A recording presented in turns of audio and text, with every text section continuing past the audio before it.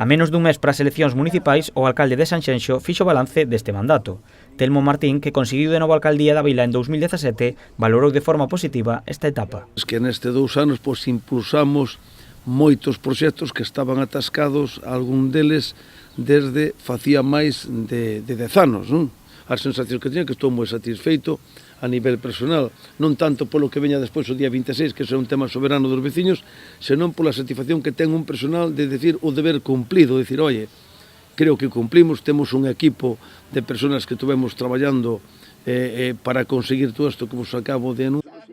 O alcalde asegurou que nestes 2 anos levaron a cabo 119 proxectos cun investimento de 25 millóns de euros.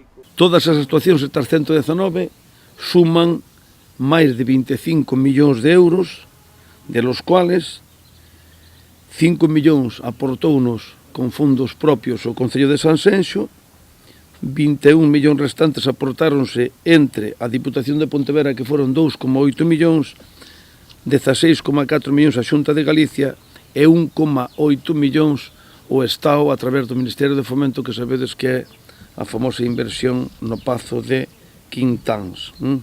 Telmo Martín tamén informou sobre o estado dun dos seus principais proxectos, as obras da Rúa Progreso. Espera que estean rematadas antes de xullo. Si a principios de xuño vemos que queda moito tramo e que non se dan acabado no propio mes de xuño, eu son partidario de que se corten as obras incluso pois alá sobre mediados de xuño, e que estén paradas hasta despois de que termine a temporada estival.